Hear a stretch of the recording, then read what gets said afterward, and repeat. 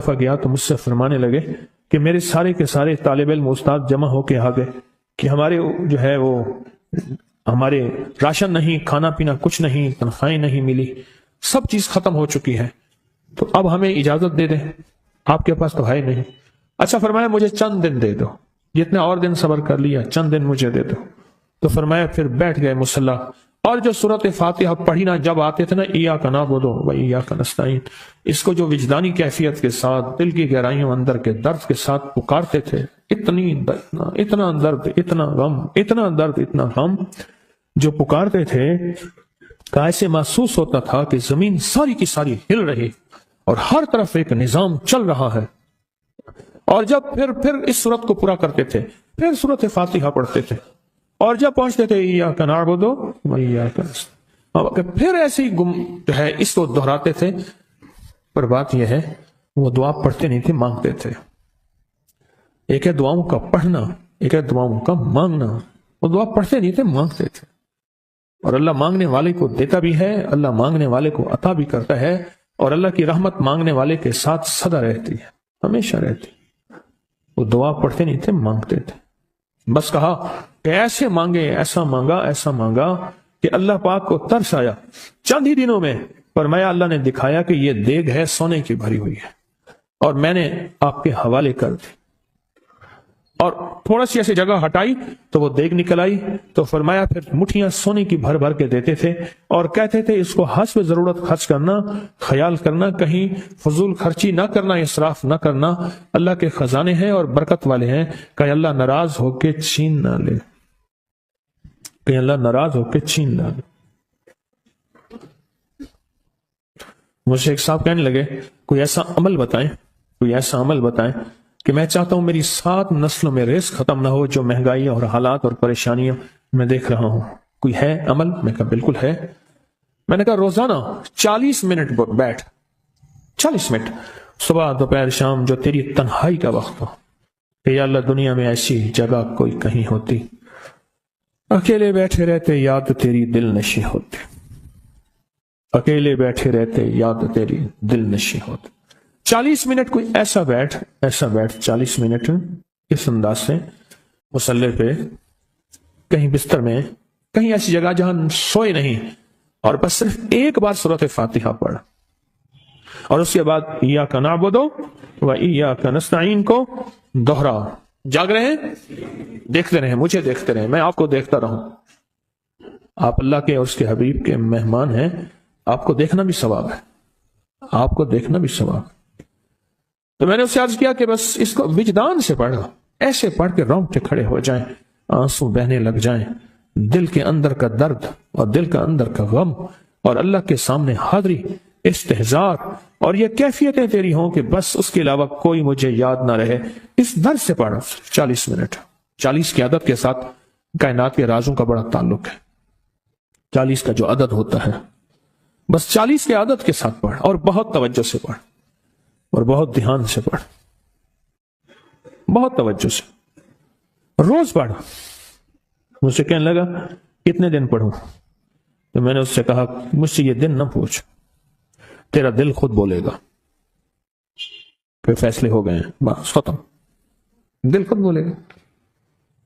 یہ بتائیں کہ پیٹ بھرتے ہوئے کوئی گھنٹی بجتی ہے، یہ دل خود بولتا ہے کہ پیٹ بھر گیا۔ پیاس میں بھی کوئی کہتا تو نہیں ہے کہ آپ کی پیاس بجھ گئی ہے، وہ دل خود بولتا ہے کہ بس اب پانی کی ضرورت نہیں ہے۔ نیند سے دل بھر جائے تو بس دل بولے بس اب سو لیا، وہ اٹھیں۔ اسی طرح دل خود بولے، دل خود بولے، کیا بولے؟ دل خود بولے، اور دل اندر بولے، دل اندر بولے کہ اللہ پاک جل شانہ نے نسلوں کے لیے رزق کی عزت، دولت، برکت کے فیصلے کر دی، بس دل بولے۔ کتنے دیر کر؟ اب یہ تیری اپنے مانگنے میں ہے، اب یہ تیری اپنے مانگنے میں ہے۔ مانگنے میں کمی ہے تو دل نہیں بولے گا، اگر مانگے گا تو پتہ نہیں دنوں میں یا ہفتوں میں، جتنے میں دنوں میں فیصلہ ہو جائے گا، فیصلہ ہو جائے گا۔ اور میں نے اس سے کہا کہ یہ میرے پردادا کے پردادا کا عمل ہے، ان کا یہ عمل ہے، میرے پردادا کے پردادا کا عمل۔ جو ہماری خاندانی یادداشتوں میں یہ لکھا ہوا ہے، لکھا ہوا ہے۔ اور فرمایا اگر یہ کوئی بندہ کر لے، اللہ نسلوں کا رزق اللہ سے منوا لے۔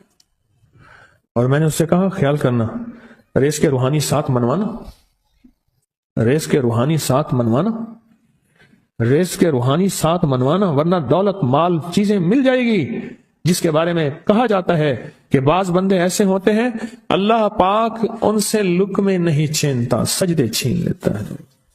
اللہ ان سے لقمے نہیں چھینتا، کیوں؟ رزق جسمانی دوسرے لفظوں میں مل رہا ہے، اور رزق روحانی اللہ چھین لیتا ہے۔ یہ جو آج آپ بیٹھے ہیں تسبیح خانے میں اور میں بیٹھا ہوں، یہ ہم روحانی دسترخوان پہ بیٹھے ہیں۔ یہ بہت بڑا دسترخوان لگا ہوا ہے، یہ دسترخوان ہے۔ سنا ہے در یار پہ بڑی دھوم ہے، سنا ہے در یار پہ بڑی دھوم ہے، وہاں عاشقوں کا ہجوم ہے۔ یہ روحانی دسترخوان ہے، میں بھی خود محتاج ہوں، یہ روحانی دسترخوان ہے۔ تو میں نے اس سے عرض کیا کہ ایک دسترخوان نہیں مانگنا، دونوں مانگنا، رزق روحانی بھی، رزق جسمانی تو اس کو ملتا ہے، اس کو بھی ملتا ہے جس کو کلمہ نصیب نہیں ہوا، رزق جسمانی تو اس کو ہی ملتا ہے جس کو کملی والی کی غلامی نصیب نہیں ہوئی، رزق جسمانی تو اس کو ہی ملتا ہے جس کے ماتھے پہ شقاوت لکھی ہے، رزق جسمانی تو اس کو ملتا ہے جو اللہ کا نافرمان ہے، رزق جسمانی تو اس کو ملتا ہے جو اللہ کے وجود کا انکار کرتا ہے، رزق جسمانی تو اس کو ہی ملتا ہے جو آخرت اور قبر کا انکار کرتا ہے، رزق جسمانی تو اس کو ملتا ہے جو جنات اور برزخ کا انکار کرتا ہے، رزق جسمانی تو اس کو ملتا ہے جو خود کملی والی کی نبوت کا انکار کرتا ہے، وہ تو بے بہا لوگ ہیں، ان کو ملتا ہے۔ پر تجھے بھی صرف رزق جسمانی ملا اور اللہ سے یہ منوا لیا، نہ یہ نہ منوانا، اللہ سے کہنا ہے اللہ رزق روحانی بھی دے اور رزق جسمانی بھی دے، دو رزق کٹھے عطا فرما۔ کون سا رزق؟ رزق اور رزق جسمانی بھی دے۔ کہیں ایسا نہ ہو کہ میری نسلوں میں صرف مال دولت اور چیزیں ہوں اور تیرا نام اور تیرے حبیب کا نام نہ ہو، تیرا نام اور تیرے کملی والے کا نام نہ ہو، تیرا نام اور تیرے دوستوں کا نام نہ ہو، تیرا نام اور تیری آل و اصحاب کا نام نہ ہو۔ کہیں ایسا نہ ہو میں محروم ہو جاؤں، مجھے آل اور محمد اور آل محمد اور اصحاب محمد کی نسبتیں یہ بھی ساتھ عطا کیے رکھ۔ میں نے اس سے کہا کہ دو چیزیں مانگنا۔ اچھا قدرت کا نظام ہے، تو دیوانے بھی ہوتے ہیں، یقین والے ہوتے ہیں، آپ جیسے آپ مخلص بیٹھے ہیں، اور پوری دنیا میں ہمارے ساتھ اس وقت مخلص بیٹھے ہیں جو ہماری آج کی محفل میں شریک ہیں، ہوتے ہیں دیوانے۔ اس نے یقین سے پڑھنا شروع کر دیا، مجھ سے کہنے لگا ایک وقت ایک جگہ ہو، بہت بہتر۔ میں نے اس سے کہا، میں نے کہا پھر بھی اگر ایک وقت ایک جگہ میسر نہ بھی ہو تو اگر عمل کسی وقت چوک جائے، عمل کی جگہ چوک جائے، عمل کا وقت چوک جائے، مجبوری میں نہ ہو تو بہتر ہے، پر توجہ نہ چکے، دھیان نہ جائے، استحضار نہ جائے، یقین نہ جائے، اور سچا یقین ہو، سچا یقین کہ میرا اللہ خود کہتا ہے یہ مانگنا بھی تو اسی نے دیا ہے نا، اسی نے مانگنا دیا ہے۔ جب اس کریم نے مانگنا ہی خود دیا ہے تو عطا بھی خود کرے گا۔ نہیں خوف نار جہیم کا کہ کرم ہے مجھ پہ کریم کا، وہ خود عطا کرے گا مجھے، اس نے مانگنا دیا دے گا۔ یقین ہو ایسا ایسا ایسا ایسا، اتنا زبردست یقین ہو، اتنا یقین ہو اللہ کے ملنے پہ اور اللہ کے مانگنے پہ، اتنا یقین ہو کہ گمان اور خیال سے بالا تر یقین ہو، بہت زیادہ یقین ہو۔ یاد رکھیے گا میری بات، میری طرف دیکھتے رہیں، یاد رکھیے گا جس کو ملا ہے یقین کی طاقت میں ملا ہے، اور جس سے چھنا ہے بے یقینی نے اس سے سب کچھ چھین لیا، بے یقینی نے اس سے سب کچھ چھین لیا۔ جس کو ملا ہے یقین کی طاقت سے ملا ہے، یقین ہو کہ میں کر رہا ہوں اور اللہ مجھے دے دے گا۔ کہا کہ کیسا یقین ہو؟ کہا جیسے بکری کے تھن دودھ سے بھرے ہوئے اور میں کہوں کہ میرے ہاتھ سے دباؤں گا اور دودھ نکلے گا، اس سے زیادہ یقین۔ اور کہا کس سے زیادہ یقین؟ کہا کہ ایک بڑا نوٹ ہو اور بڑا نوٹ کے اندر جو ہے ایک آنے کی چیز آنی ہے، تو میں کہوں گا اس سے تو اس کی نوٹ کے اندر تو ہزاروں آنے ہیں، اور میں ایک آنے کی چیز، ایک ٹکے کی چیز لوں گا اور میرا کام بن جائے گا۔ اس سے زیادہ یقین ہو، اور اس سے کہیں زیادہ یقین ہو کہ سخت پیاس ہے اور میں پانی کو دیکھوں، اور پانی کو دیکھتے ہی مجھے یقین ہو کہ اس سخت پیاس میں میرا پیاس بجھ جائے گی، پیٹ بھر جائے گا۔ اس سے کہیں زیادہ یقین ہو۔ میں پھر بھی یقین کو نہیں سمجھا سکا، علم بھی محدود ہے، الفاظ بھی میرے پاس محدود ہیں۔ اس سے کہیں زیادہ یقین ہو، اس سے کہیں زیادہ یقین ہو، اور بہت زیادہ یقین ہو، اتنا یقین ہو۔ کیا خیال ہے؟ آپ چاہیں گے اپنی نسلوں کے لیے بخت، رزق، نصیب اور مقدر منوا لیں؟ کیا خیال ہے؟ وہ بڑا کریم ہے۔ میں نے ابھی نہیں بتایا کہ قرآن کا واقعہ سنا ہے، حضرت موسیٰ اور خضر علیہ السلام کا قرآن کا واقعہ سنایا کہ ان کی 7 نسلوں کا جو ابا تھا نا، وہ 7 نسلوں میں پہلے والا ابا، دادے کے دادے کے دادے کا دادا، ٹھیک، وہ نیک تھا، وہ دعائیں مانگتا تھا، وہ اللہ کے ساتھ تعلق میں تھا، اس کا تقویٰ تھا، وہ اس کی نیکی کا اثر، اس کی نیکی کا اثر، اس کی نیکی کا اثر نسلوں میں منتقل ہوا، نسلوں میں منتقل ہوا۔ پڑھ لیں، مانگ لیں، اللہ سے کر دیں کہ اللہ میرے لیے اور میری نسلوں کے لیے رزق روحانی اور رزق جسمانی کے فیصلے کر دیں، رزق روحانی اور رزق جسمانی کے فیصلے کر دیں۔ شاہ عبد الرحیم تھے شاہ ولی اللہ رحمۃ اللہ علیہ کے والد محترم، انہوں نے شاہ ولی اللہ سے کہا بیٹا میں تجھے روحانی مشقیں کرا رہا ہوں، ایک مشق ایک بھی کر لے، اپنے لیے اور اپنی نسلوں کے لیے اللہ سے رزق منوا لے، اللہ سے رزق منوا لے، اللہ سے رزق منوا لے۔ تو پوچھا کہ حضرت میں رزق کیسے منواؤں؟ فرمایا کہ کچھ وقت ایسا نکالا کر، ایسا وقت نکالا کر 2 گھڑی اور 3 گھڑی کا، ایک ساتھ 2 گھڑی اور 3 گھڑی، ایک ساتھ تقریباً 21 منٹ کی ہوتی ہے،